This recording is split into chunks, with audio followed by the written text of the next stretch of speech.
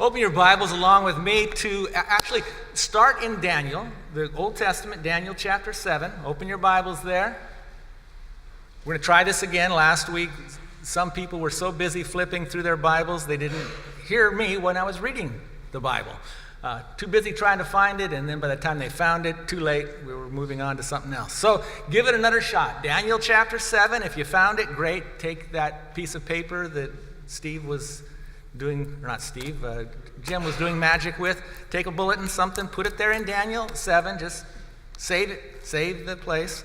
And then now where we are in Luke's gospel, turn there to Luke chapter 23. And as we get into Luke 23, for me at least, there's so much going on that it's hard to see.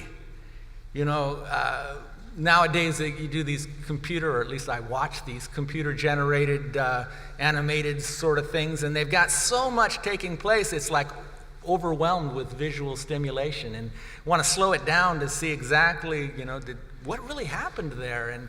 And here in the trial of Jesus, I find just reading through it, it would be easier to go faster.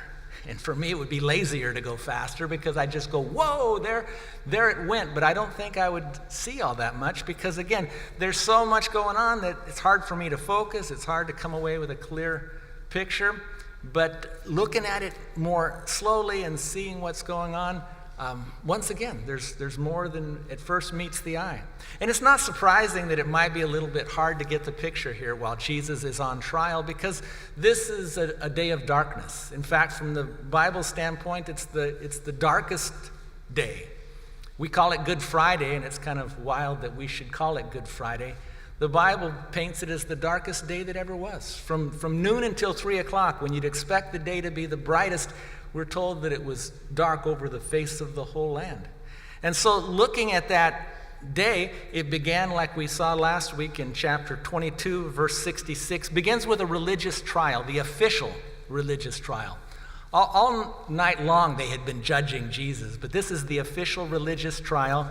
There in verse 66, chapter 22, verse 66, it says, "When it was day, the council of elders of the people assembled, along with the chief priests and the scribes, and they led Jesus away to their council chamber. And they said, 'If you're the Messiah, tell us.' And he said to them, 'If I tell you, you won't believe. And if I ask a question of you, you won't answer. But from now on, the Son of Man will be seated at the right hand of the power of God.' And then they all said, 'Are you then the Son of God?' And he said, 'Yes, I am.' And they said, 'What further need do we have of testimony? For we have heard it ourselves from his own mouth.'" And so that's the official religious trial. As soon as it's day, they slam down the gavel, case closed. He's guilty. He said what he said. Now, if what he said was true, then they are the ones who are guilty. If in fact what he said is not true, then they're right. He's a blasphemer. But he is all that he said. He is Messiah. He is the Son of Man. He is the Son of God. All of that he is. And that's our only hope. That's the hope for humanity. And when you try to blot that out, when you say, "I don't want to believe that," then the only hope we have is kind of blotted out. It's like the sun. Even on that dark day, the sun was still there somewhere. I'm not exactly sure how it was that darkness covered over the face of the land, but it has everything to do with what they were doing. When they brought down the judgment on Jesus, it was a judgment, like I say, it's the official religious trial, but it's really the trial of official religion. This was the one religion that God gave to Moses, and it's found totally wanting. They bring down the gavel and they say, "No, he's not all of that." And they try to blot out the Son himself. And there are caves, there are places in this world you can go down deep enough where you won't see the sun anymore. The sun's still there, it's still as beautiful, still as healing, still as helpful for those who want it, but you don't see it at all because you just don't want to see it. That's the judgment that, sadly, any of us can bring upon ourselves. I don't think you guys want that. That's why you're here. I want hope. And I find there's hope in the fact that Jesus is Messiah. And that means more to me when I understand that he's the Son of God. That he has a connection with God that is more than I can imagine, and he has a connection with me more than I can imagine. He's the Son of Man. So all of that, man, that's my hope. And when you say, I don't want hope, that's the judgment. And that's sadly what religion was doing on that day. And that's why it's the darkest day for them.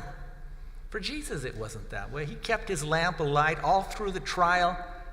The light shone within him. You look at Jesus, if you could have seen him like Peter saw even in the night there before, his face still radiated a hope. Even with all of the torture, even with all the accusations, he still had a hope because the hope was inside of him. The darkest point for him, until that moment on the cross, it was there in Gethsemane, where he sweat, as it were, the great drops of blood. But once he rose from prayer, he stayed risen, so to speak. For the joy set before him, he endured the cross. He despised the shame. So, though we can't actually see the face of Jesus here on trial, understand there's a radiance, there's a hope, there's a joy. He knows where he's going. It doesn't matter what they accused him of, he knows who he is, and there's that security. So that's the official religious trial, or the judgment that official religion places on themselves. And now it says in chapter 23, and then the whole body of them arose. And I like the way that I read it, because I read it pretty well. The whole body of them arose. Some of you, King James says the whole multitude of them arose. I don't know exactly what your translation may say, but I like that one, the whole body. Because, yes, they were a multitude, they were a group of people, but they got up like one man. The whole body of them arose. And it's kind of like the day of the zombie. This body gets up without a heart. Because whenever religion is divorced from love, it is dead. It's like the body without the heart. And so the whole body gets up. They move like one man. They're going to do something. That's why religion is such a scary thing when it's divorced from love. When it's filled with passion and zeal and doctrine, but doesn't have love. And so here's this dead thing, this corpse of religion standing up to do something. It says the whole body of them arose. And they brought Jesus before Pilate. You know, it's not good for man to be alone. And if we won't be united with God and then learn to love one another, we're going to get connected and tied up in a whole lot of other stuff. And when religion gets divorced from love, it marries something else, and sometimes religion marries politics, and that's what happens here on this darkest day. It's devoid of love. It condemns Jesus and brings the judgment down on itself. And then it says, but we have no real power. The power resides in Rome. We've got to get the politicians. We've got to get the government to work alongside of the religion to do the thing we want to do, the most horrid thing we've ever done as humanity. But Jesus knows that. He goes through all of this so that he can help us get through all of this. Because this kind of stuff still happens. This darkest day is just the worst of what happens all the time. Dark days, difficult days, sometimes brought on by religion, sometimes brought on through the government. But Jesus kept his cool, kept his peace, kept his light. And again, that's the one that we always want to look at. Now, last week, I talked a little bit about true religion. Because sometimes if you listen to me, which none of you do, don't worry about that. But if you listen to me too much, you may think that I'm down on religion or opposed to religion. And like I said last week, I'm not, as long as it's a true religion. As long as it's not divorced from love.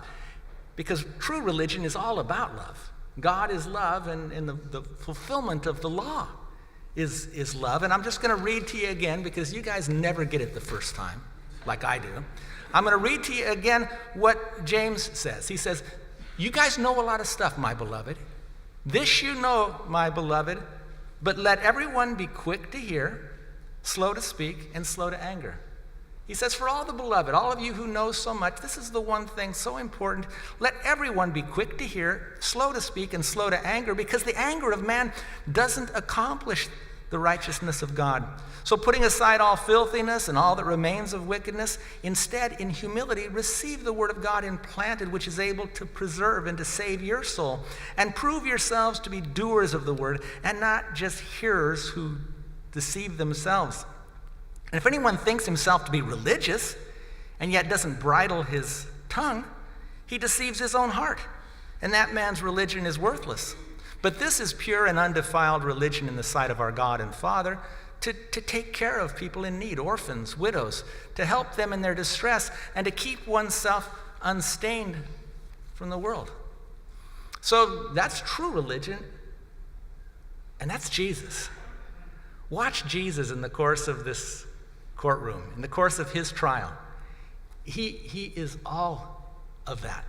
And he's the picture, he's my hero, he's the one I want to be more and more like. He's a doer of the word, not just a talker.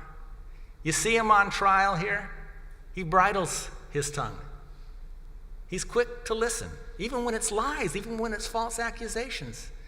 He doesn't say, no, I can't handle hearing this. Say what you're going to say. Accuse me of what you're going to accuse me of. He has a confidence within. He's quick to listen. He's slow to speak. He's slow to anger. Oh man, I would be livid if I were being accused and treated the way he was. If I saw anyone I loved going through this, oh man, how angry. And yet Jesus wants to do what will really help us all. And the anger of man doesn't accomplish the righteousness of God. Jesus accomplishes the righteousness of God. And so he is actually, in doing all of this, he's visiting all of us in our distress, because really all of us who've been separated from loving connection, we're widows and widowers in a sense, separated from our God. We're orphans in a sense because of our own decisions. Jesus is doing something here on trial that he does every day still. He visits us.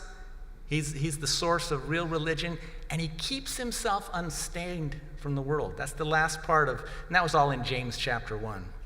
This you know, beloved. You can read it later. But that's the real deal. That's Jesus. He keeps himself unstained from the world. He's surrounded by the world, the big religion, the big government, the national government, the empirical government. It's all come around him, but it doesn't come within him. He's not stained by it. You know, sometimes we think that just association, just being around something, ooh, you stain me. Nah. The staining starts when it enters me and then starts coming out of me. I'm self-stained. I'm the one that starts doing it to myself. Jesus said it's not what goes into a man that defiles him, it's the stuff that starts coming out of him. Jesus was not sullied, he was not stained, he was not in any way corrupted by this kangaroo court. He's there on trial. They judge themselves unworthy of hope because that's what they wanted. But he holds his hope, and again, he's the picture of what I want to be. And I think of that as I read all of this. It says there in verse 1, the whole body of them arose. This dead body got up, acted as one. It's not always a good thing when we act in harmony. Sometimes, if we could all just agree. No, we might do something horrible if we all just agreed. Where's the love? They all got up as one body. The whole of them arose, and they brought him before Pilate. They take Jesus into the courts of power. Because, right now, because of Rome and because of what had been going on for a century or so, they didn't have the power to put someone to death. They didn't have the power to carry out, capital punishment. So now they get up as one body, and they bring Jesus into the courts of real power. At least that's what they would have said. This is real power. Kind of like the disciples when they were so impressed, they were looking at the buildings that Herod could build, and they were just saying, Jesus, look at this. This was just earlier in that week. They were saying, look at all the things that are so impressive. Look at this. Look at the buildings. Isn't this something? And Jesus said, did you guys see that little woman over there? She put a couple of pennies in the pot, and that was love. Now that was beautiful. That was real power. But here, this is political power. This is worldly power. This is empirical power. Pilate is not just a local governor. He's the one that represents Caesar himself. When Pilate holds the gavel, he holds the hammer. And the entire empire is poised over the head of Jesus to come down if Pilate says so. At least that's the way that most people would have seen it. This is talk about David and Goliath. This Goliath, this Pilate, he's got all the power. And here I am. Religion has got up like one body and brought me before the government. And here I am in this terrible place. That's me. What about Jesus? Do you think Jesus was scared? Do you think Jesus was worried? Do you think Jesus was like, oh no, this isn't fair, this isn't right? Do you think that Jesus was angry? This is injustice, this is outrageous. There were times when Jesus got angry, like in a synagogue, when people wouldn't encourage the guy that was maimed and couldn't work. That got Jesus angry because your religious rules keep this guy from real healing. That got Jesus angry. But here, when Rome would seek to condemn him, when his own religion, his own brethren would seek to judge him, he's not angry. I don't see it. He's quick to listen, slow to speak, slow to anger. He's not stained by the world. He's not thinking, wow, here I am, I can give a great speech, because if I give a really strong speech here, it'll probably be in the Bible, and people will read it for centuries to come, and then they'll rally around my words, and they'll change the world. It's not how the world gets changed. This was the perfect opportunity to give a speech, or to get angry, or to say something, or to speak truth to power. He didn't do it. And that's the real power. And that's the real lesson. And I'm not saying that any of us are Jesus. And I'm not saying that that's always what we should do in every situation. That's between you and your God. But do go back to the words that James speaks of. And that's pretty universal. Let's all be real. Real in our religion, real in our government, real in our relationships with people. Let's be quick to listen, slow to speak, slow to anger. And here's Jesus in that situation, and I don't see any anger at all. Now, granted, I've been reading a little bit ahead of you, but I assume most of you have read this story once or twice before. And we'll read a little bit further in a bit, but just understand, he doesn't give a speech. He doesn't give anger. This isn't a give me liberty or give me death moment. This is just Jesus, like a lamb before the shears. He's silent. He's not scared. He's not angry. He's not impressed. Whoa, this is no more than when his disciples pointed out the big buildings that Herod could build. He's not moved. He's not stained, and that's the point. He's not stained by it. He's not, forever afflicted by the trial I went through. He goes through it, but he goes through it in a way that God help us to go through things in a way like that. To be slow to speak, slow to anger, to be quick to hear, to realize that the righteousness of God will, in fact, be accomplished.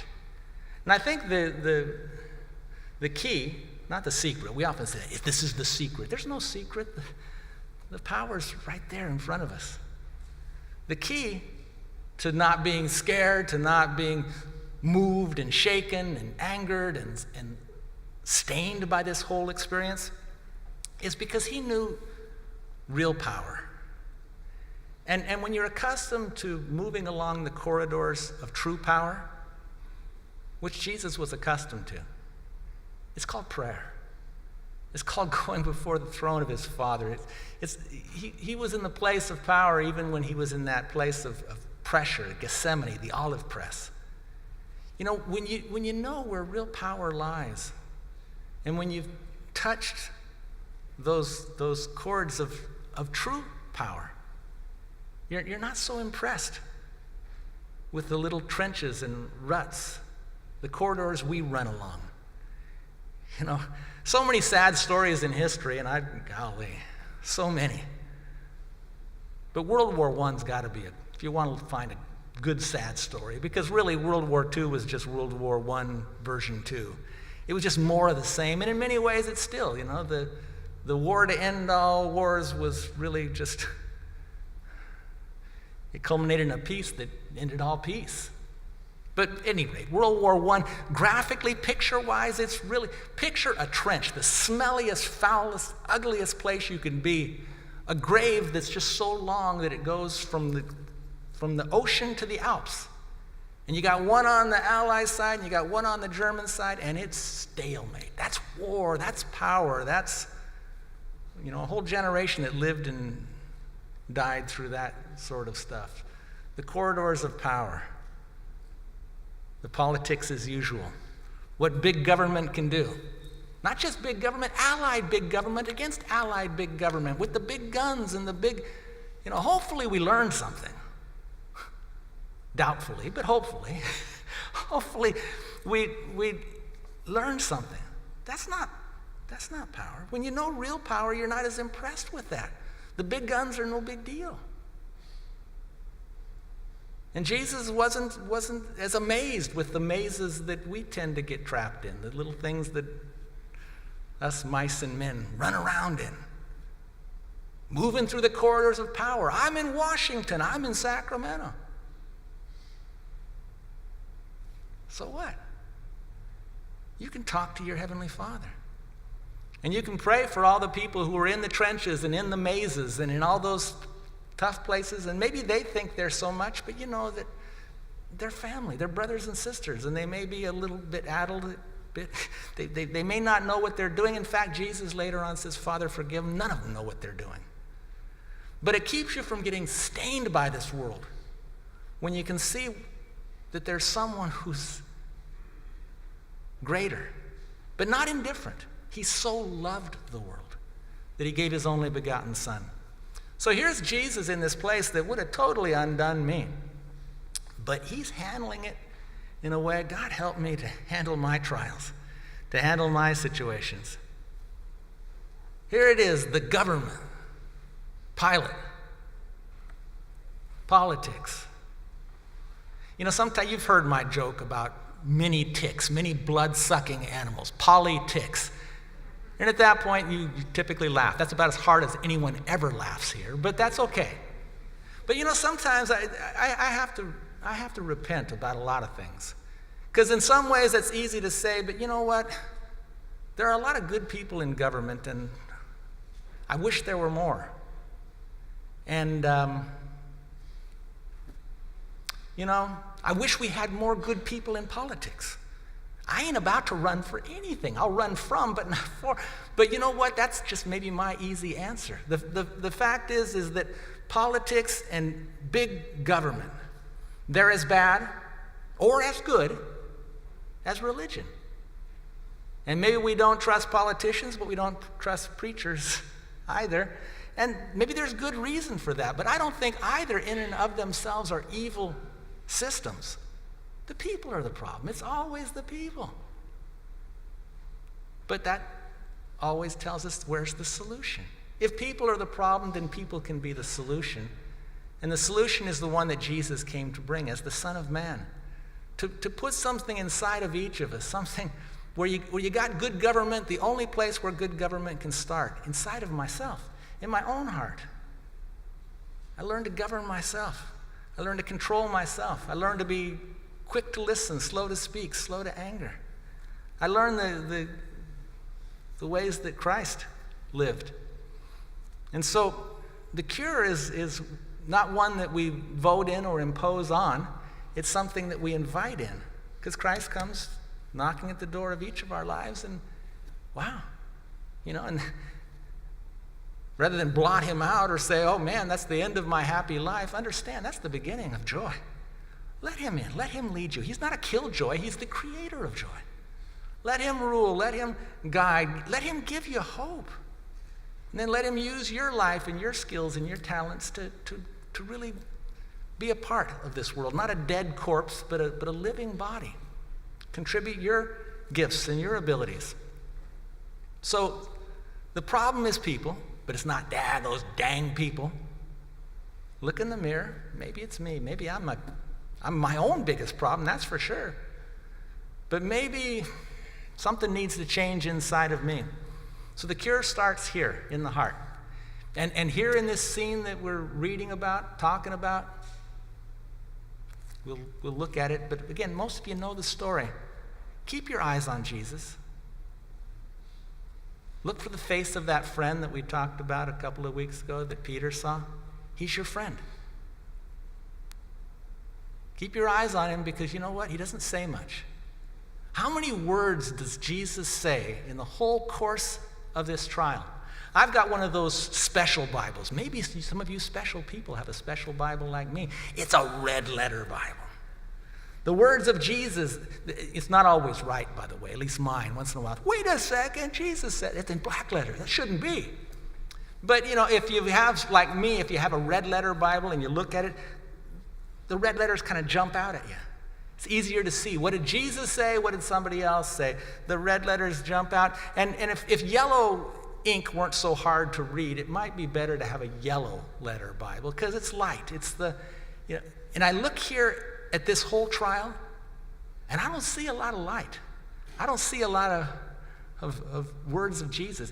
It's black letters. It's the day of darkness. It's people with their questions and people with their proposed solutions and people with their cruelty and all of this going on, but there's not a whole lot that Jesus has to say all the way down. As I look at it, it's starting here, and actually it starts back in verse 66 of 22. That's where the day of darkness begins, the religious trial first, and then you look at chapter 23, and if you got red letters, there just aren't hardly any at all the way down to where the trial ends, and it ends there in verse 25. And the last words of the great Pilate, the governor of Caesar's choosing, it says finally, he delivered Jesus to their will. That was it. Finally, just throw him back to the lions, throw him back to the people, and that's it. And it goes on from there, and you know the story. And it's a travesty of justice, but again, Jesus said, no one takes my life from me. I lay it down. He walked that course of pain. But in that whole section that I'm looking at, I see nothing but black. Almost. There's a place in verse 9 where the national government, the local government, the Jewish government, the king of the Jews, self-styled king of Jews, Herod, it says in verse 9 that Herod questioned Jesus at some length. Literally, Herod used a lot of words. With many words, he questioned Jesus, but Jesus answered him not a word.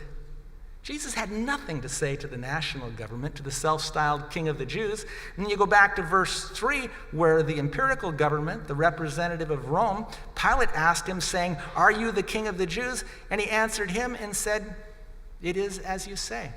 Or basically, yes. Or again, basically 3 words. You said it. That's it. So to Herod, nothing to say. To Pilate, 3 words. Yes, you said it. And then you go back to the religious power. We already read that a little bit. But when they ask, there in verse 67 of chapter 22, when they say, "If you're the Christ, tell us," he said, "If I tell you, you'll not believe. If I ask you a question, you'll not answer." You see, there at the beginning of the trial, he explained why he wasn't going to say much.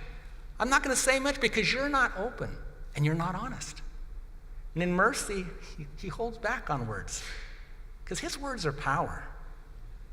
And he just holds back that power, keeps it to himself because they're not open and they're not honest. That's the judgment. Men love darkness, and that's why they stay in darkness. But Jesus explains why he wasn't going to use a whole lot of words. And then when they ask him in verse 70, "Are you the Son of God?" then he said to them, "Yes, I am." Or basically, you've said it. So to the religious rulers, 5 words at most. You said it yourself. To the empirical ruler, he said a couple of words. "Yes, I am." To the national ruler, Herod, he said nothing. As the trial proceeds, as the darkness descends, he gets increasingly quiet. From 5 words to 3 words to no words at all. I wonder if he's depressed. He's not. He's not getting increasingly quiet because he's like, wow, what's the use? I'm depressed. I'm just like going into a catatonic state. Who could blame him if he did? I would. But he didn't. He had a hope inside of him. He gets increasingly quiet, not because he's depressed, but because he's at rest. Everyone else is worked up. Everyone else is judging themselves. Everyone else is putting their foot in their mouth left and right. But he's just holding his peace because he has his peace. You can't hold what you don't have. He has a peace inside, so you know what? I can hold my peace. I don't have to say something. I don't have to give a speech. Now, I'm really not going to use a lot of words because you're not open and you're not honest. And I told you that once, but I'm not going to tell you that again because, again, you don't want to hear. So I'll just hold my peace because I have my peace. And that, again, is the deal. It's no secret. I just wish we would believe it. That's where peace starts. The old song, let there be peace on earth, let it begin with me. Peace starts right here. Have your peace. Hold your peace. There's a place to speak, and there's a place for anger, but let everyone be quick to hear, slow to speak, slow to anger. That's where peace starts in the heart. That's where good government starts in the heart. Govern yourself. That's where true religion starts, in the heart. And again, that's what we see in Jesus.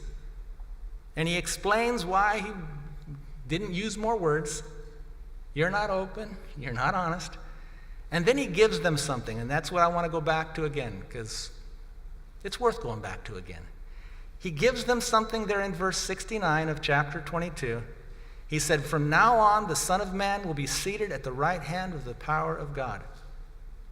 And oftentimes I've read that as though it were a threat, as though he were saying, you got me now, man, but when I come back, I got you. I'll have real power when I come back. No, he had real power there and then. And that's real power to hold your peace. When these people are blaming you for everything under the sun. Later they lie. He holds the truth inside.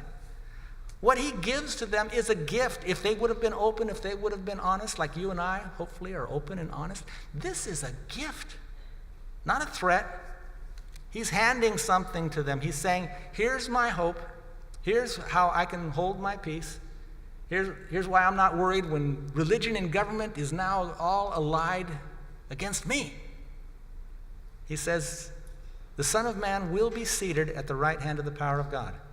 And so here's where all of you can quickly flip to Daniel chapter 7. Go! Ha! See? Daniel chapter 7. I'm going to read it and have to do it fast because time moves faster when I stand up here. At least for me, maybe not for you. But in Daniel chapter 7, understand Daniel is just a man. And like any of us, he gets caught up in his dream, and he misses the point of his dream in many ways. We can't read that far, but later on, Daniel's going like, what did I dream? I'm worried. And he talks to other people that could give him some help. And no, don't. That's not the point, Daniel. But here it goes, and watch, we'll all get messed up here in a minute. But Daniel chapter 7, verse 1, I'm going to take you back further. That's what I do to confuse you every week. Let's go back further and let's get the context. Here in Daniel chapter 7, verse 1, in the first year of Belshazzar, king of Babylon, Daniel saw a dream and visions in his mind as he lay on his bed, and he wrote the dream down and related the following summary of it. Daniel said, I was looking in my vision by night, and behold, the 4 winds of the heaven were stirring up the great sea, and 4 great beasts were coming up from the sea, different from one another. And the first was like a lion and had the wings of an eagle. Now already, isn't that weird? Like a lion, the wings of an eagle. This is scary. This kind of dream is like a nightmare. But he says, I kept looking until its wings were plucked. Okay, now it's a little bit less like a monster, more like a lion. Its wings got plucked. I kept looking until it got plucked. And then it was lifted up from the ground and made to stand on 2 feet like a man. A human mind was given to it. And behold, another beast, a second one resembling a bear. And it was raised up on one side and had 3 ribs in its mouth between its teeth. That's pretty scary if those are your ribs. And you're looking at this thing. It's a devouring bear. And they said to it, arise and keep devouring. Much, much meat. Woo-hoo. After this, I kept looking. And behold, another one, like a leopard. And this is scary too, because it had on its back not just 2, but 4 wings of a bird.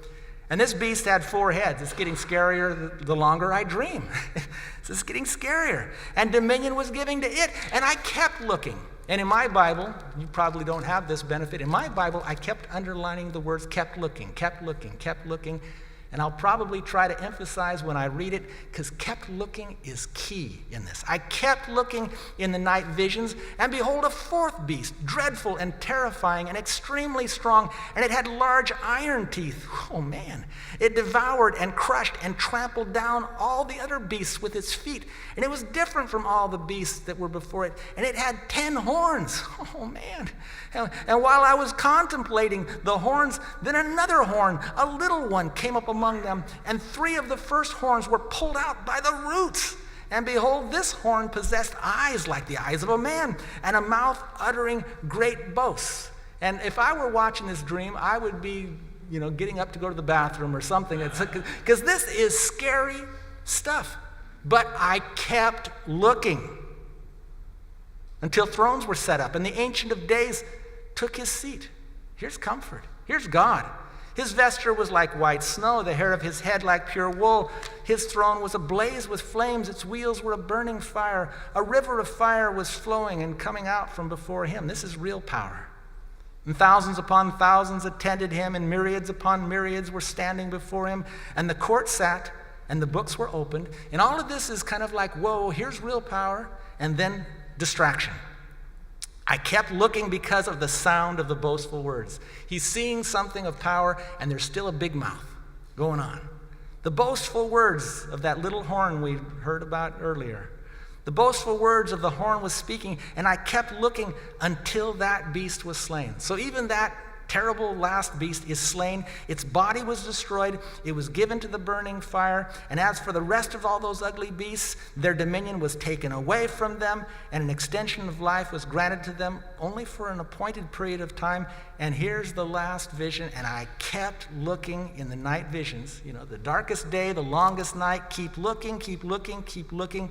And behold, the clouds of heaven, one like a son of man was coming. And he came up to the Ancient of Days, and he was presented before him, and to him was given a dominion, glory, and a kingdom, that all the Gentiles, all the peoples, all the nations, men of every language might serve him. His dominion will not end. It's everlasting. It will not pass away. His kingdom isn't divided, it's one. It's one that will never be destroyed. Man, that is hope. And immediately Daniel all of a sudden goes back to, what about that? Well, I was thinking about those beasts. Wasn't that scary? And every time we get to that passage, we want to know, which beast is it? And it's never the beast it's usually not the beast that we're voting for. It's the person on the other side, or the nation on the other side. They're the beast. Throughout history, this beast, that beast. I'll tell you, in government and religion, there has been so many horrible beasts and monstrous things.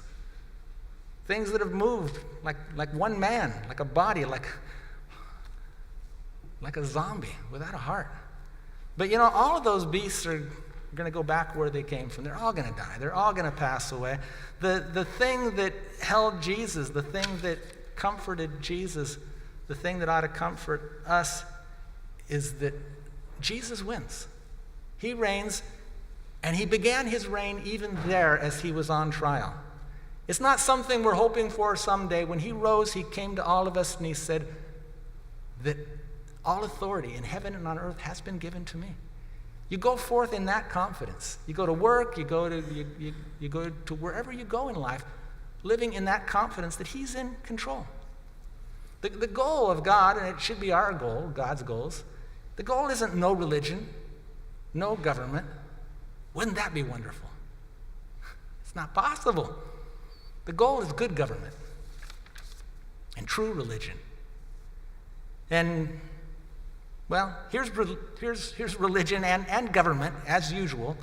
Let's just read this story, and we'll talk about it for a few weeks to come. It says there in chapter 23, I'm back in Luke again. I don't know where you are. Luke 23, the whole body of them got up. They brought him before Pilate. They began to accuse him, saying, "We found this man misleading our nation, forbidding us to pay taxes to Caesar. He's been saying that he's the Messiah, a king." And Pilate said, "Are you the king of the Jews?" And Jesus said, "It's as you say." And Pilate said to the chief priests and multitudes, I find no guilt in this man. But they kept insisting, saying, "He stirs up the people, teaching all over Judea, starting from Galilee as far as this place." And Pilate heard that and asked, "Is he a Galilean?" And when he learned that he belonged to Herod's jurisdiction, pass the buck. I can give him over to Herod and score a political point as well. We'll talk about this later. This is all politics as usual. Herod's jurisdiction, I'm going to give him over to Herod. And he sent Jesus to Herod, who himself also was in Jerusalem at that time. And Herod was so happy when he saw Jesus, for he'd wanted to see Jesus for a long time. He'd been hearing about him, and he was hoping to see some sort of miracle performed by him. And he questioned him with many words at some length, but Jesus answered him not a word. And the chief priests and the scribes were standing there accusing him vehemently. And then Herod with his soldiers, after treating him as nothing, they mocked him, they dressed him in a shimmering robe, they sent him back to Pilate. And Herod and Pilate became good friends with one another. They friended each other on Facebook, and they kept in contact. From that day onward, they had been enemies up till then. They were political rivals, but now, you know what? We're friends. And I'll tell you, just a quick read, but man, politics as usual. And we'll look at it later, but if you think we got it bad now, and that's the way it'll always be, unless something starts to change inside of us, in our own hearts. That's the darkness. But just like the story of Daniel, keep looking, keep looking, keep looking. It's funny to me, Vladimir Lenin preached and John Lennon sang about something that only Jesus can accomplish. John Lennon imagined and Daniel the prophet dreamed, but Jesus promised something. And Christ and Antichrist, the truth and a lie, sometimes they can seem so similar, but they're so vastly different. And I don't know if you're hearing this song more, but I'm hearing it more. I heard it at my brother's funeral. That was the first song he picked. And he might have called himself an agnostic or an atheist. I don't know what he called himself. I call him my brother. And I love him. And Jesus loves him even more. But he had his opening song, John Lennon. There's a lot of people burnt out on religion and government and a lot of stuff, and this is the only hope they have. And it's that song for you old folks in here, you'll remember it. He says, "Imagine there's no countries. It isn't hard to do. Nothing to kill or die for. And no religion too. Imagine all the people living life in peace. You may say I'm a dreamer, but I'm not the only one." Well, you know what? Jesus promises that. He so loves the world. But it's not accomplished through religion or accomplished through government. It's accomplished through him. And it always starts here. True religion, good government, it starts in our own hearts. Christian conduct, Christian behavior. If I have any say, if there's anyone I'm going to vote for, I don't care if they call themselves a Christian. I want them to act like one. Be quick to listen, slow to speak, slow to anger. And Christ promised something that if I start to act like a Christian, maybe more will get accomplished in my own marriage and in my own neighborhood and in my own community. You look at how a true king conducts himself at court. Watch Jesus. See how he conducts himself. That's who has my vote right here in my own heart. Jesus, would you help me to conduct myself that way? And that's who I would want wherever. And, maybe I preach to the choir here. But you know what? If I wasn't doing a monologue, If this was a dialogue, we'd probably have a brawl here. Because we have people on either side of a lot of stuff that people are brawling over. And thank God we're not doing that. We're not talking politics, and we're really not talking religion. We're looking at Christ. We come together. Would to God that more people could learn to do that. With this recent standoff, who won? Who caved? Who blinked? Who cares? I think we all lost. And it can get a whole lot worse. Unless we have people, and it starts with ourselves, unless we have more people who will be quick to listen, not because it's politically expedient, but because maybe you have a perspective and something to say that I haven't heard yet. Quick to listen, slow to speak, slow to anger. That's the conduct of the king in his court, even when he's the one on trial.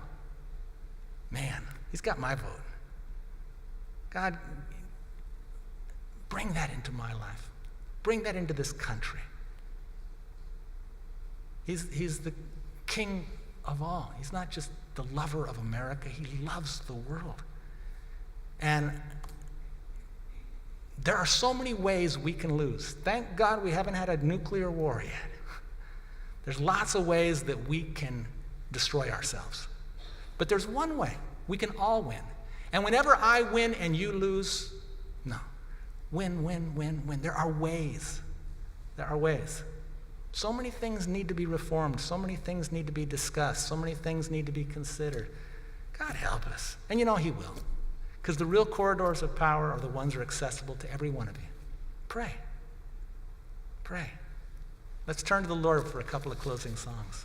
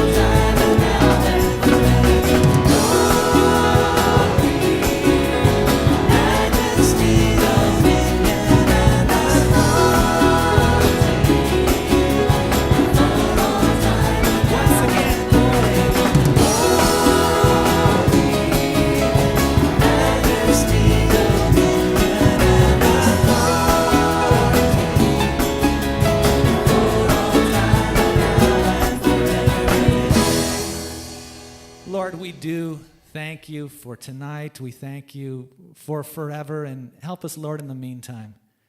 As each day comes along, Lord, to know that you give us the grace for the day and to look to you and to see what you have for us, Lord. Your plans are beyond our figuring out. Lord, let us trust you with our whole heart. Lean not on our own understanding. Lord, you'll lead us in paths that are straight. You said so. Lord, you're good. It's in your name, Jesus, that we do hope. Amen. The Lord bless you.